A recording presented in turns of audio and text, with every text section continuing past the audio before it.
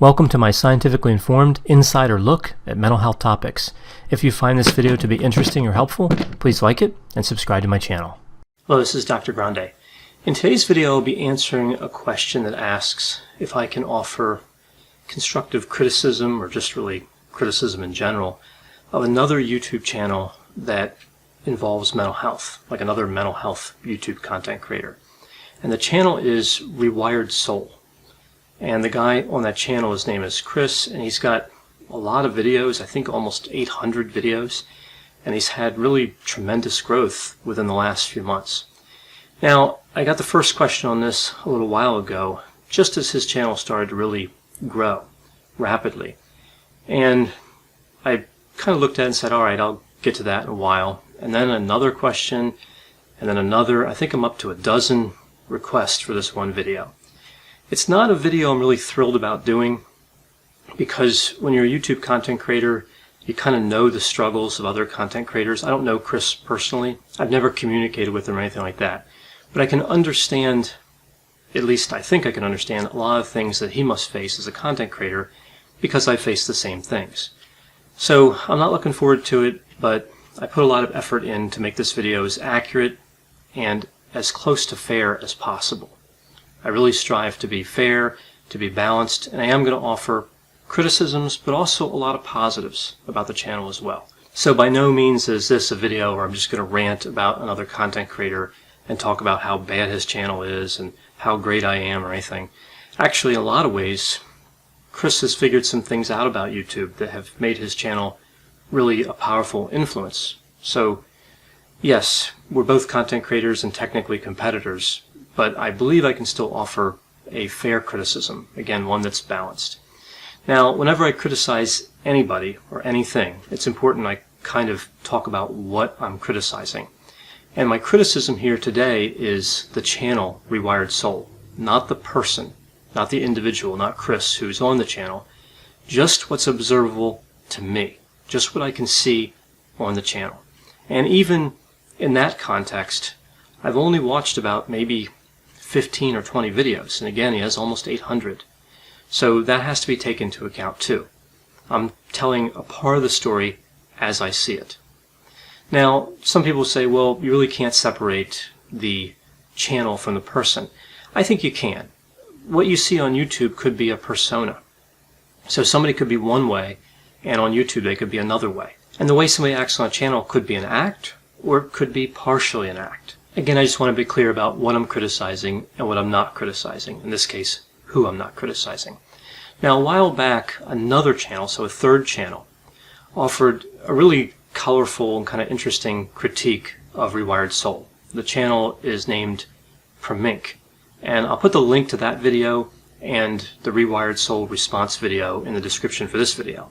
Now, one thing this other channel did, this other content creator, Parametric, he kind of went after the whole channel and kind of criticized Rewired Soul in general. But really, again, there's more videos than any one person could watch. Well, at least more videos than I could watch. So really it was centering on just a few areas. And Chris responded in a rebuttal in a video he posted on Rewired Soul. And I think he actually did a pretty good job with his rebuttal. I look at the kind of colorful and sort of humorous criticisms that Parametric had. But then I look at Chris's defense and I think, well, that's reasonable. It felt like a reasonable response to many of those criticisms. So my criticisms are a little different. They're a little different than what we saw there with Parametric. So what we see here in general with Rewired Soul is there's a lot of criticism of famous people. And I say famous, but really I guess sort of famous, or maybe famous to a small population. So these people on YouTube and other people popular on social media that appeal probably to a younger crowd, that may be considered famous to a younger crowd. But to me, I don't know really who any of them are. When I look at Chris's channel, I recognize maybe 2 or 3 of the people that he's criticized across hundreds of videos. And what he's really doing here is kind of looking at these people and their behavior and connecting that to mental health topics. And this is one of my criticisms. This is where it gets a little tricky. He says that those people are public figures, right? They're putting their information out on YouTube, and that means it's vulnerable. It's available to target for videos. And I think part of that's correct and part of that's not correct. Individuals who are famous or quasi-famous or somewhat known to some people still have rights, and pointing out potential mental health symptoms for these people or anybody is really not okay. But there is here a difference between something quantifiable and concrete and something where you're making an inference, right? So for example, if some celebrity has 3 DUIs and Chris were to make a video and say that this behavior is dangerous, well, that's quantifiable and concrete. They were convicted 3 times of drinking and driving or driving under the influence. If somebody is found passed out in an alley somewhere, just unconscious in an alley, and a video is made kind of inferring they're using substances, that's a little different because we really don't know that, right? So there's a little bit of a distinction there, and I see this as a bit of a gray area. It's something that I certainly stay away from on my channel, but I can understand how this is still partially legitimate. There are certain things that we could see in people who are public figures, and we could criticize them, and there's other things that we wouldn't want to criticize. I stay away from all mental health topics with public figures or with anybody. Now, Chris isn't a mental health clinician. He makes that pretty clear in his videos. I don't think he really misrepresents that in any way that I could see. So maybe he gets more leeway because it's entertainment. I don't know. But either way, it's a criticism of mine. It doesn't feel like a legitimate way to produce educational content. So do these quasi-celebrities put their information out there, and is it public? Sure. But one can still go too far. And a quasi-famous person can have a persona too, like I talked about before. So you don't know if that persona really represents reality. So the next area of criticism, and I've seen this before, is this idea with the thumbnails. If you look at a lot of the thumbnails that Chris has on Rewired Soul, you see phrases like, "Why everybody hates," "Please stop enabling," and "I'm worried about." And then after those statements, again, somebody's name that I don't recognize. And the justification here is that you need to get views. You need to get people to click on your videos in order to be popular, in order to get your message out. But again, there's kind of a limit, right? There's a limit to how catchy and sensationalistic you want to make a thumbnail. So this isn't really a strong criticism of mine, but still, it's a legitimate criticism. And I think the thumbnails are a little bit over the top. Again, not extreme, but some of them just, I think, go a bit too far. And does this really represent mental health education very well? That would be my question. So those are a few general criticisms, but do I have something more specific? Well, it turns out I do. I saw a video a while back on Rewired Soul, it wasn't really that long ago, where he calls out mental health professionals and makes a number of statements that are not scientifically supported. They're just plain not true. So I thought I'd go through a few of these and then have another example from another video as well. So the point, I guess, of this video he made about mental health professionals is that, well, I guess there's a few points here. One, it seems like he believes mental health professionals, or at least he's representing, that mental health professionals are paid too much, they make a lot of money, and they're churning away clients, and they're discouraging clients from attending 12-step meetings. And 12-step meetings are a really successful way to treat addiction. So therefore, mental health clinicians are the bad guys. Now, I'm paraphrasing. Those aren't exact words, but that's kind of the point. That's what you really see in that video. So let's start with this idea that mental health professionals turn people away from 12-step groups. So the idea here is that a mental health counselor, a social worker, or a psychologist, whoever, has a client. The client comes in, and maybe they're addicted to a substance, and the professional says, stay away from those 12-step meetings. Those aren't good for you. So my first thought here is, what evidence supports that? What evidence supports that on any type of regular basis, mental health professionals turn people away from 12-step meetings, so discourage them from going to AA, NA, and all these different anonymous groups? I'm not aware of what evidence really supports that theory. And I've been reading research literature for the last 30 years. In the last 12 years, I've averaged about 15 to 30 articles a week on mental health topics. And I'm not aware of evidence that supports this. Now, I may have missed it. It could be, but I just don't see it. Now, the other theory here in this video is, of course, that 12-step groups are always good, that they're a good way to overcome substance use. Now, I'm actually a fan of 12-step groups. I think in general they can be effective in certain situations. But interestingly, the scientific literature here is pretty clear. We don't have evidence that strongly supports the effectiveness of these groups. There's some anecdotal evidence out there, but look in the research literature. You won't find studies that show that 12-step groups are effective and where that can be repeated, right? So you might find an article here or there, but there is no consensus on the effectiveness. Also, there's some trickiness with the usage of these groups. Few substance users actually maintain a stable affiliation with AA groups and NA groups and other similar groups, and the attrition is quite high. And one of the major reasons why the attrition is high, we know this from research literature, and I'll put the reference to the article I'm using here in the description for this video. One of the major reasons why the attrition is high is a lack of readiness. But what about other reasons? What about this idea that counselors are telling clients not to go to 12-step groups? Well, there's some evidence here that some mental health clinicians in specific situations discourage clients from going to 12-step groups. But one of the main reasons is they're worried those clients will get re-traumatized or triggered by the groups.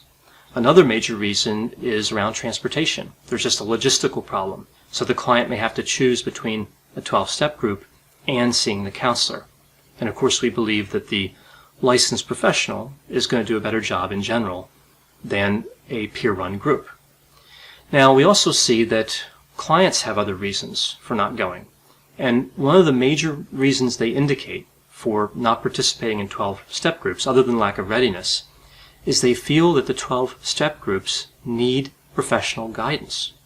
So what they're really saying is they want to see licensed professionals over in those groups.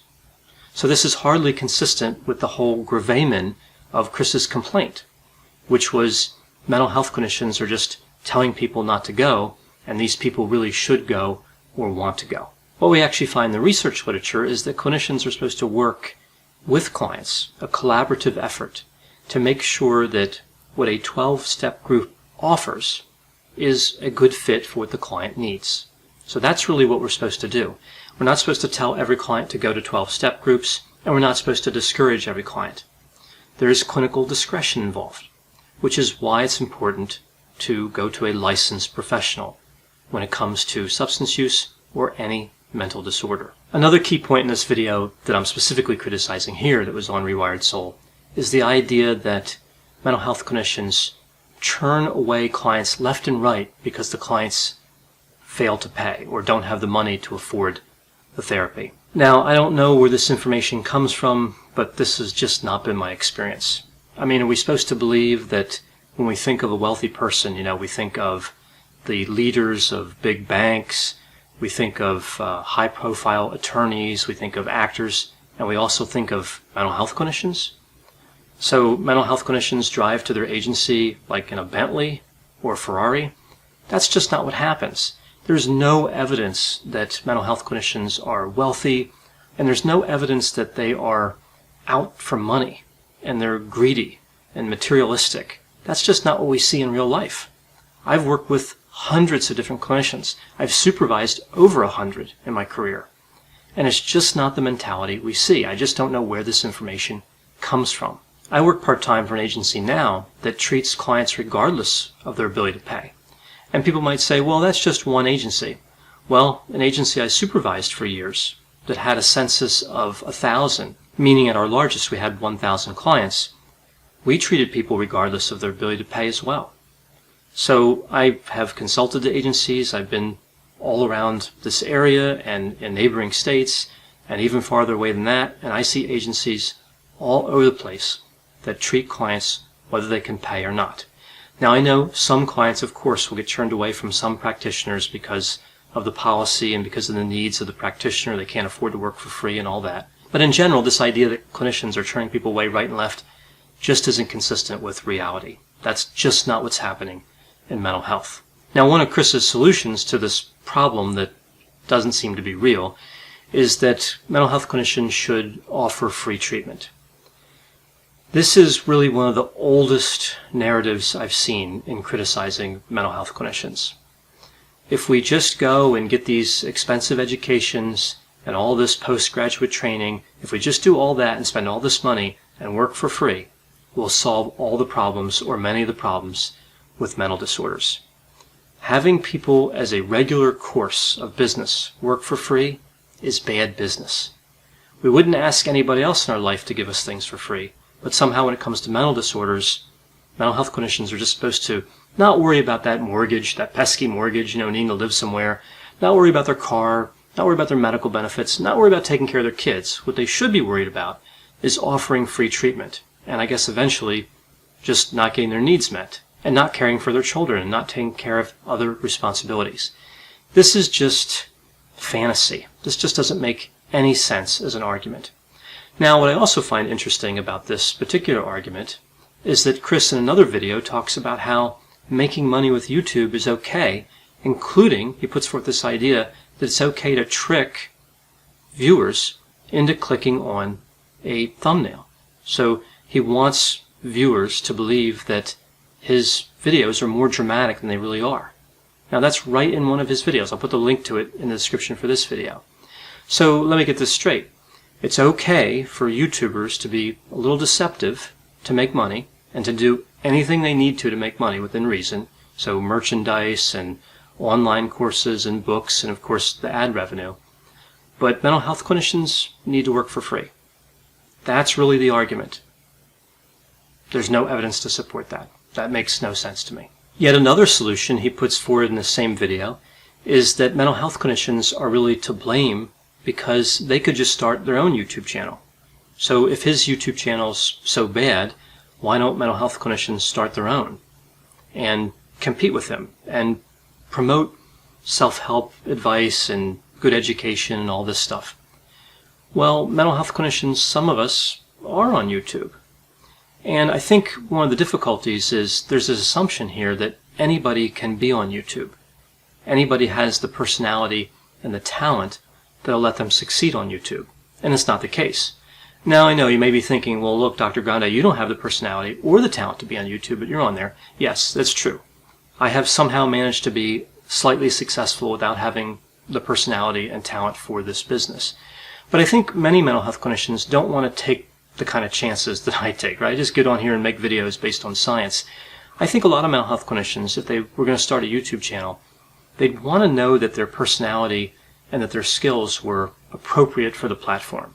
So yes, maybe they're not as daring as they could be, but that's not really a problem. We don't want to encourage low conscientiousness, right? We want to respect that mental health counselors are careful and deliberate. I'm careful and deliberate, and yes, like I said, I've managed to do okay, but you really can't expect that mentality to translate well into the world of YouTube, right? For me, it took a lot of time even to get marginally adequate at this. I'm not really sure I'm there yet, but even to get this far, it took me a long time. So this idea that mental health clinicians are to blame because they don't want to put a camera in front of them and make videos all the time, this just isn't realistic, and I think misses the mark when it comes to personality theory. So you might be saying, okay, Dr. Grande, you drove your point home when it comes to this one video that Chris made. He has almost 800 videos, so that might not be a big deal. Well, I have another example here, and really I could do this for a while, but I'm just going to use this other example and then kind of move this video forward. So there's another example, and I like this example because it really speaks to, I think, the core of the struggle I have with Rewired Soul, with the channel. And to be fair, a lot of mental health YouTube channels. So this criticism, I'll be talking about this particular video, but this really goes for a few different videos. So first I'll review kind of a minor point and then talk about the more serious point.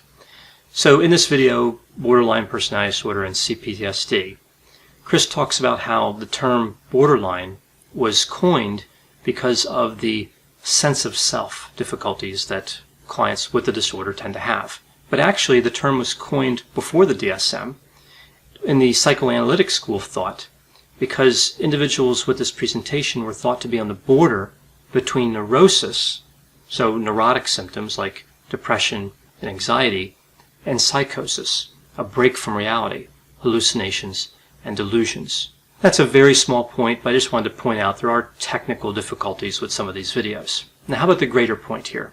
Well, in the same video, Chris was talking about statistics with comorbidity and borderline personality disorder, and he used a what's called a secondary source. So he used another video as his source for his statistics. And this is, of course, in the world of research, a major problem. This is something we simply don't do.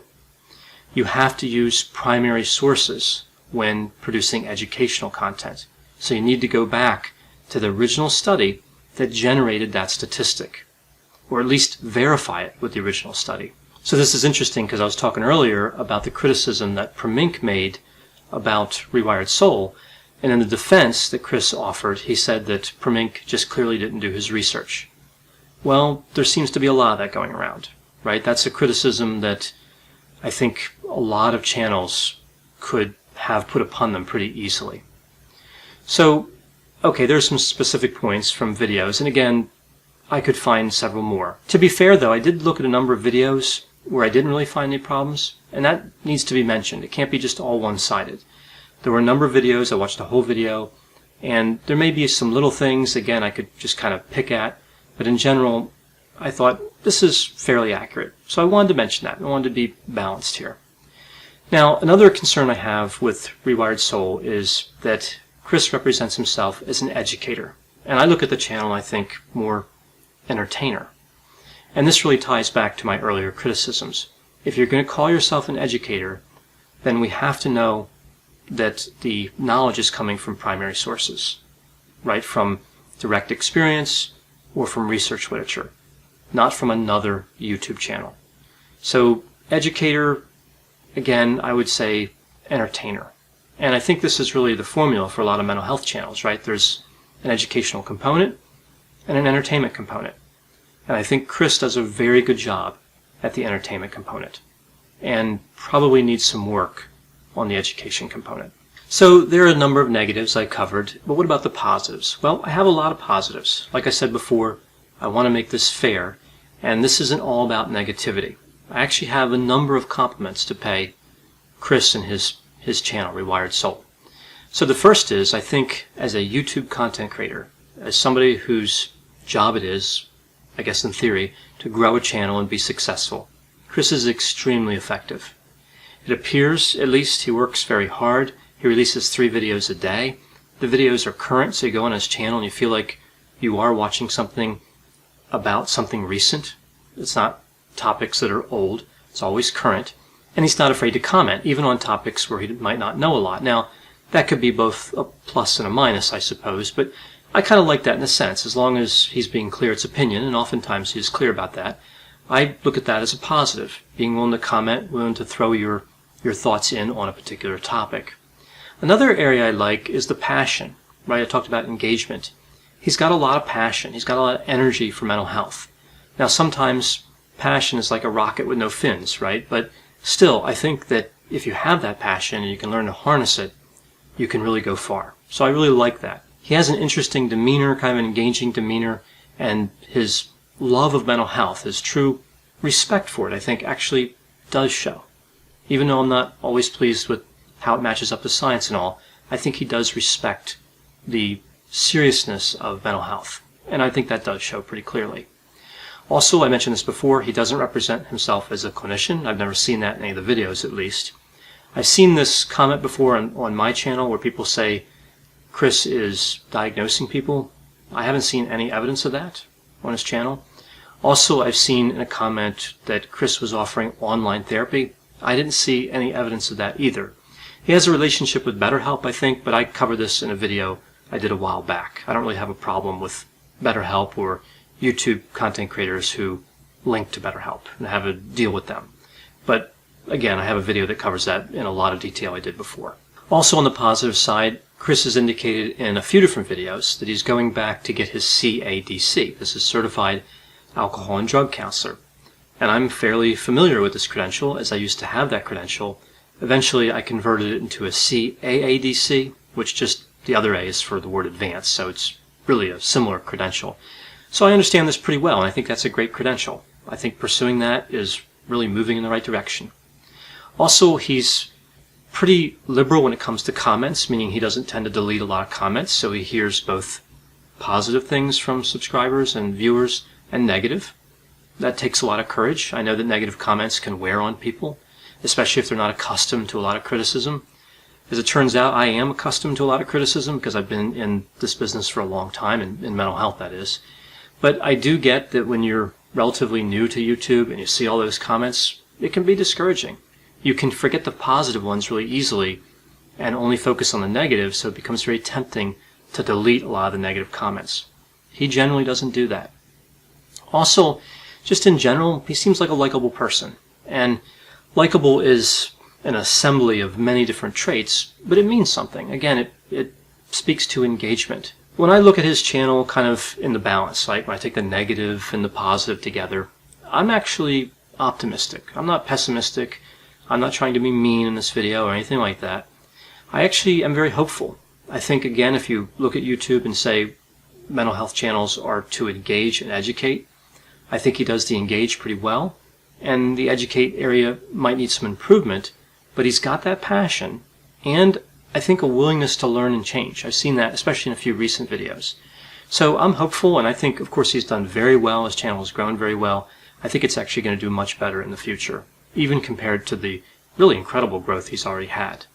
So in the balance, I think this is, yes, I'm being critical in some way, but overall, I think I'm leaning a little bit more positive, which might be a little uncharacteristic for me, but it's where the facts led me, so what are you going to do there? So whenever I talk about other content creators and criticize, or really whenever I criticize anything, I think it's also important that I'm open to criticism. So if you agree or disagree with what I've said in this video, please put those opinions and thoughts in the comments. I'm always open to looking at criticism and to looking at my own channel and seeing ways to improve it. By no means is my criticism of another channel indicate that I've figured everything out on YouTube. Not by any measure is that the case. So I find these discussions interesting, though, because these tend to build interest in mental health in general, right? So even though I'm a bit critical, even though mostly positive, it builds interest in mental health on YouTube, and I think that's a good thing. So again, if you have any thoughts, please put those in the comments. As always, I hope you found this video to be interesting. Thanks for watching.